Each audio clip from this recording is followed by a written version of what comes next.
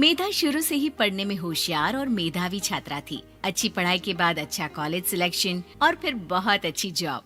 तूने तो मेरा नाम रोशन कर दिया मेधा। अरे लेकिन ये जो काम करने का तरीका है ना, इसे बदल ले।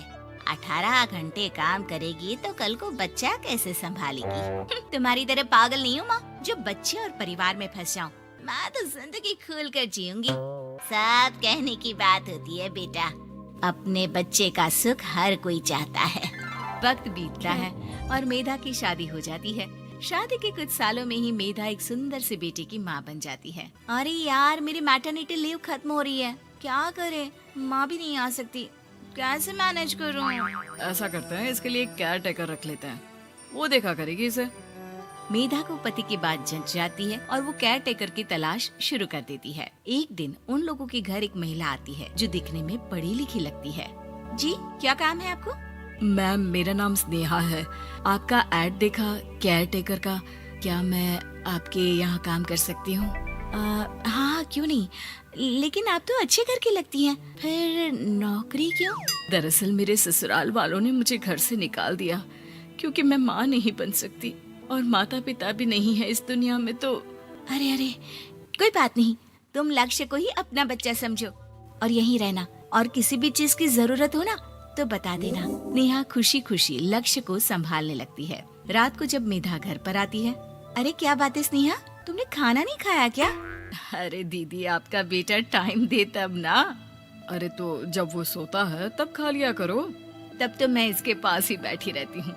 कोई मच्छर या कीड़ा काट ले लक्ष्य को तो अब आप पकड़ो, मैं खाना खा लेती हूँ।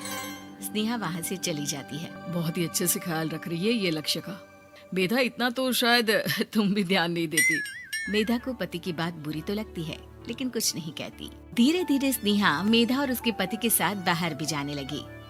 सुनो, स्नेहा को भी बाजार ले चलते हैं, वो क्या है ना, लक्ष्य को देख लेगी जब तक मैं शॉपिंग कर लूंगी।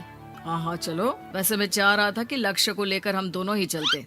क्या यार, तुम तो फ्री में इमोशनल हो जाते हो, कितना देख लेंगे हम दोनों मिलकर, ले चलो उसे। कार से निकलकर मेधा और लक्ष्य रोड क्रॉस कर रहे थे कि सामने से कार आ जाती है। मेधा का ध्यान नहीं होता, लेकिन स्नेहा तुरंत लक्ष्य को मेधा से छीन लेती है। मेधा गिर जाती है और कार मेधा को छूकर निकलती है, जिससे मेधा को खून आ जाता है। पति मेधा को हाथ देकर उठाता है। स्नेहा लक्ष्य को लेकर गले लगाई रहती है। थैंक्स स्नेहा, मैंने तो ध्यान ही नहीं दिया था कि कार आ रही है।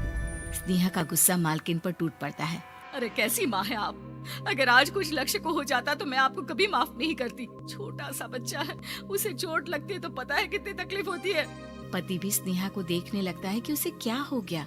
मेधा को स्नेहा पर काफी गुस्सा आ जाता है। घर आकर कहती है, देखो स्नेहा, माना तुम लक्ष्य को बहुत प्यार करती हो, लेकिन वो मेरा बेटा है, मैं कभी जानबूझकर उसके साथ बुरा नहीं कर सकती, समझी? मुझे माफ कर दीजिए, मैं लक्ष्य को लेकर कुछ ज्यादा ही सेंसिटिव हो चुकी हूँ। मैं ध्यान रखूंगी कि आगे से ऐसा ना हो। मेधा का मन स्नेहा से अब हटने लगा था। एक शाम मेधा ऑफिस से घर आती है कि लक्ष्य उसे दिखाई नहीं देता और ना ही स्नेहा। वो स्नेहा के कमरे में जाती है जहाँ दोनों सो रहे होते हैं। अरे स्नेहा, लक्ष्य को आज इस कमरे में क्यों सुला दिया? दीदी, मुझे नींद आ रही थी, ऐसे में उसे कमरे में अकेले लिटाना मुझे ठीक नहीं लगा। मेधा बच्चा उठाने लगती है कि स्नेहा टोक देती है। रहने दीजिए ना दीदी, सो रहा है, फालतू में नींद खराब हो जाएगी। मेधा को गुस्सा आ जाता है और वो बच्चा उठाकर वहाँ से चली जाती है। अगले दिन मेधा स्नेहा को बुलाती है, साथ में एक और लड़की खड़ी होती है। स्नेहा, अब तुम अपना कुछ और देख लो, हम लोगों को नई केयर टेकर मिल गई है, तुम इस हफ्ते घर छोड़ देना। स्नेहा का मन लक्ष्य को छोड़ने का नहीं करता, लेकिन नौकरी तो नौकरी होती है ना।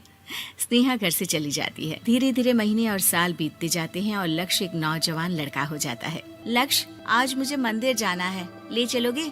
ठीक है माँ, एक काम करके अभी वापस आता हूँ, तब तक आप और पापा दोनों तैयार हो जाइए। दोनों तैयार होकर बैठ जाते हैं, लेकिन लक्ष्य काफी देर तक नहीं आता। अरे मेधा, फोन तो करो लक्ष्य को, देखो क्या हो गया उसे।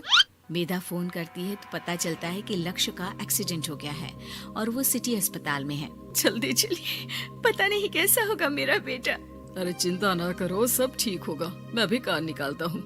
दोनों मियाँ बीवी अस्पताल पहुँचते हैं, जहाँ वो लोग देखते हैं कि लक्ष्य बिस्तर पर पड़ा होता है। एक महिला इन्हें यहाँ लेकर आई है, वो वहाँ बैठी है, लेकिन फिलहाल तो आप लोगों को इनके लिए किडनी का प्रबंध करना होगा। एक्सीडेंट में इसकी किडनी डैमेज हो गई है। मेरी ले लीजिए डॉक्टर साहब, मेरे बेटे को बचा लीजिए। नहीं नहीं, आप माँ हैं, आपकी नहीं ले सकते, पिता की भी नहीं। आप किसी रिलेटिव या दोस्त से पता कर लें और हाँ थोड़ा जल्दी करें क्योंकि देर होने से मामला बिगड़ सकता है। मेधा बैठकर रोने लगती है कि वहाँ डॉक्टर आ जाते हैं। जिस औरत ने आपके बेटे को यहाँ भर्ती कराया था वो अपनी किडनी आपके बेटे को देना चाहती है। हाँ? कौन है वो? कहाँ है वो? तभी वहाँ स्नेहा आ जाती है। स्नेहा तुम? मैं लक्ष्य को पहचान नहीं पाई थी, लेकिन आप लोगों को देखकर समझ गई कि ये लक्ष्य है, इसलिए वापस आ गई। मैं अपनी किडनी आपके बेटे को देना चाहती हूँ। मेरी अपनी तो कोई औलाद नहीं, लेकिन लक्ष्य में मैंने हमेशा अपना बच्चा देखा। तुम धन्य हो स्नेहा, जो इतने साल में भी लक्ष्य को भूल नहीं पाई। सही मामले में तो वो तुम्हारा ही बच्चा होगा, क्योंकि जन्म भले ही मैंने दिया हो, लेकिन आज तुम उसकी जिंदगी बचा रही हो।